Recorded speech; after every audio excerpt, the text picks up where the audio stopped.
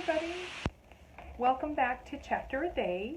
I'm Mara from the Goodikins Public Library, and we are kind of slowly making our way through Little Women, the classic by Louisa May Alcott. That wonderful story that many of us know but have never actually read. I do want to put a little plug in for the new movie version of it. It's wonderful. I just watched it the other night, and it's a really lovely spin on this story. So, but taking us back to this, we are about halfway through Chapter 5, which is called Being Neighborly, and we will pick up where we left off the other day. So, thanks for joining me. Let's see. The atmosphere of the whole house being summer-like, Laurie led the way from room to room, letting Jo stop to examine whatever struck her fancy.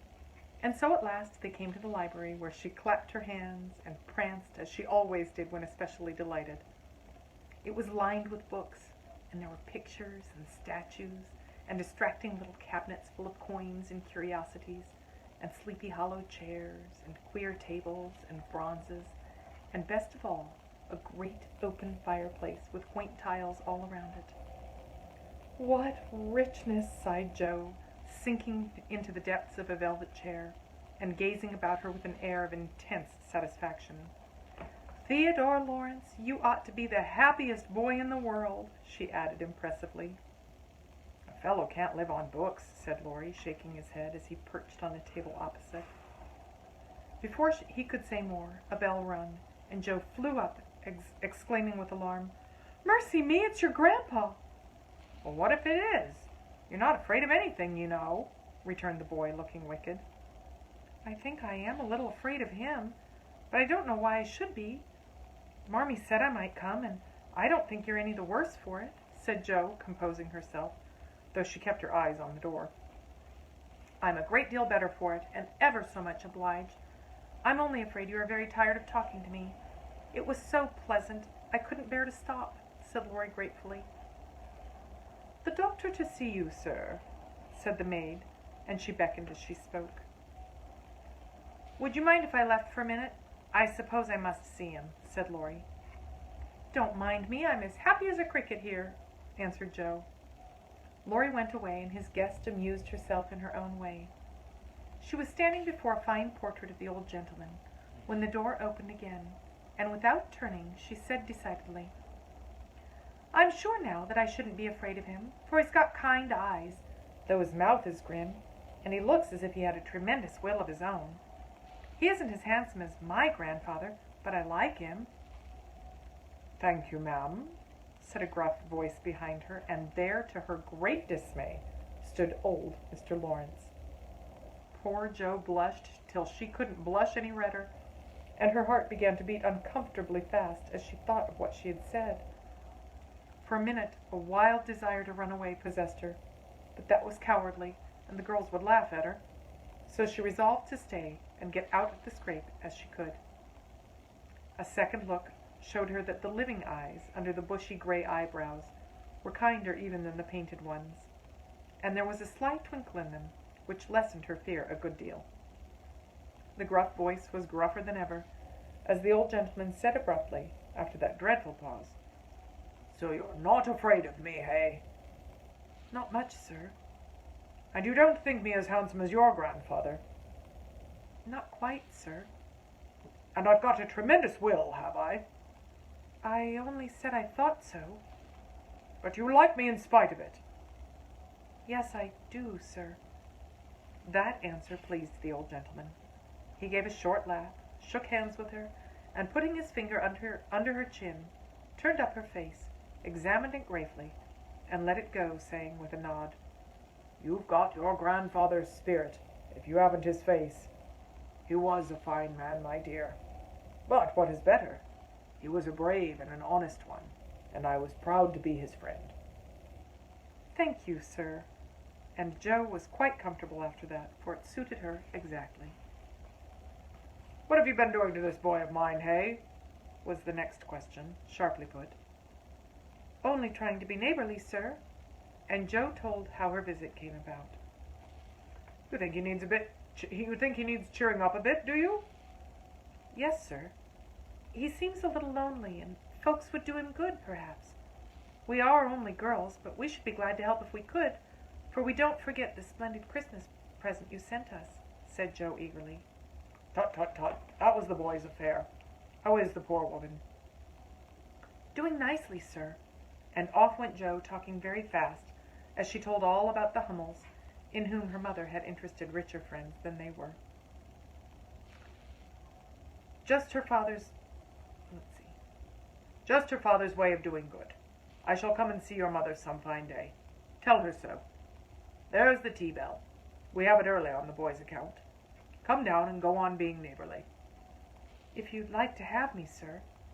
"Shouldn't ask you if I didn't." And Mr. Lawrence offered her his arm with old-fashioned courtesy. What would Meg say to this? Thought Jo as she was marched away, while her eyes danced with fun as she imagined herself telling the story at home. "Hey, why, what the dickens has come to this fellow?" said the old gentleman, as Laurie came running downstairs, and brought up with a start of surprise at the astonishing sight of Jo arm in arm with his redoubtable grandfather. "I didn't know you'd come, sir," he began, as Jo gave him a triumphant little glance. "That's evident by the racket downstairs. Come to your tea, sir, and behave like a gentleman." And having pulled the boy's hair by way of a caress, Mr. Lawrence walked on, while Laurie went through a series of comic evolutions behind their backs, which nearly produced an explosion of laughter from Jo. The old gentleman did not say much as he drank his 4 cups of tea, but he watched the young couple, who soon chatted away like old friends, and the change in his grandson did not escape him. There was color, light, and life in the boy's face now, vivacity in his manner, and genuine merriment in his laugh. "She's right. The lad is lonely. We'll see what these little girls can do for him," thought Mr. Lawrence, and he looked and listened. He liked Jo, for her odd, blunt ways suited him, and she seemed to understand the boy almost as well as if she'd been one herself. If the Lawrences had been what Jo called prim and poky, she would have not got on at all, for such people always made her shy and awkward. But finding them free and easy, she was so herself, and made a good impression. When they rose, she proposed to go, but Laurie said he had something more to show her, and took her away to the conservatory, which had been lighted for her benefit. It seemed quite fairy-like to Jo, as she went up and down the walks, enjoying the blooming walls on either side, the soft light, the damp, sweet air, and the wonderful vines and trees that hung above her, while her new friend cut the finest flowers till his hands were full. Then he tied them up, saying, with the happy look Jo liked to see, "Please give these to your mother, and tell her I like the medicine she sent me very much." They found Mr. Lawrence standing before the fire in the great drawing-room, but Jo's attention was entirely absorbed by a grand piano which stood open. "Do you play?" she asked, turning to Laurie with a respectful expression. "Sometimes," he answered modestly. "Please do now. I want to hear it so I can tell Beth." "Won't you first?" "Don't know how. Too stupid to learn, but I love music dearly." So Laurie played, and Jo listened, with her nose luxuriously buried in heliotrope and tea roses. Her respect and regard for the Lawrence boy increased very much, for he played remarkably well, and didn't put on any airs. She wished Beth could hear him, but she did not say so, only praised him till he was quite abashed, and his grandfather came to the rescue. That will do, young lady. Too many sugar plums are not good for him. His music isn't bad, but I hope he will do as well in more important things. Going? Well, I'm much obliged to you, and I hope you'll come again. My respects to your mother. Good night, Dr. Jo." He shook hands kindly, but looked as if something did not please him. When they got into the hall, Jo asked Laurie if she had said anything amiss. He shook his head. "No, it was me. You don't like to hear me play." "Why not?" "I'll tell you some day. John is going home with you, as I can't." "No need of that. I ain't a young lady, and it's only a step. Take care of yourself, won't you?" "Yes, but you will come again, I hope." if you promise to come and see us after you are well. I will. Good night, Laurie. Good night, Joe. Good night. When all the afternoon's adventures had been told, the family felt inclined to go visiting in a body, for each found something very attractive in the big house on the other side of the hedge. Mrs. March wanted to talk of her father with the old man who had not forgotten him. Meg longed to walk in the conservatory.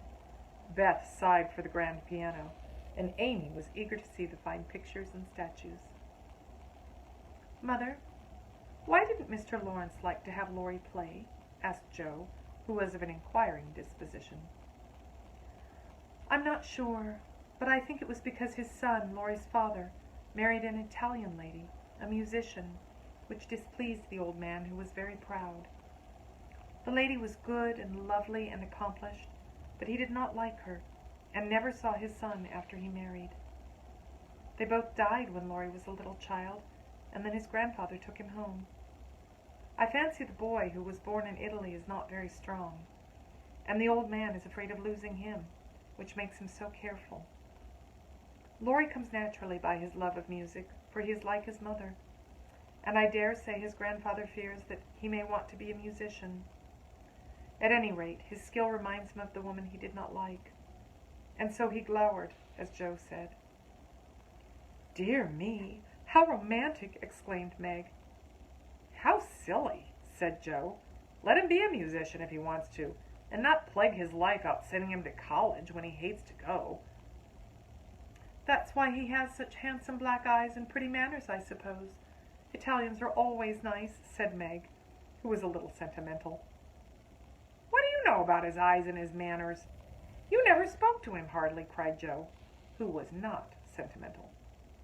"I saw him at the party, and what he tells you shows that he knows how to behave. That was a nice little speech about the medicine Mother sent him." "He meant the blanc mange, I suppose." "How stupid you are, child. He meant you, of course." "Did he?" And Jo opened her eyes as if it had never occurred to her before. "I never saw such a girl. You don't know a compliment when you get it," said Meg, with the air of a young lady who knew all about the manner. "I think they're great nonsense, and I'll thank you not to be silly and spoil my fun. Laurie's a nice boy, and I like him, and I won't have any sentimental stuff about compliments and such rubbish. We'll all be good to him, because he hasn't got any mother, and he may come over and see us, mayn't he, Marmee?" "Yes, Jo, your little friend is very welcome, and I hope Meg will remember that children should be children as long as they can." "I don't call myself a child, and I'm not in my teens yet," observed Amy. "What do you say, Beth?" "I was thinking about our Pilgrim's Progress," answered Beth, who had not heard a word. "How we get out of the slough and through the wicket gate by resolving to be good, and up the steep hill by trying, and that maybe the house over there, full of splendid things, is going to be our Palace Beautiful." "We've got to get by the lions first," said Jo, as if she rather liked the prospect. And that is the end of Chapter 5. Next time we will pick up with Chapter 6, called Beth Finds the Palace Beautiful. Thank you so much for joining me with this great story. I'm enjoying it a lot. I hope you are too. I hope you have a great weekend, and I'll talk to you later.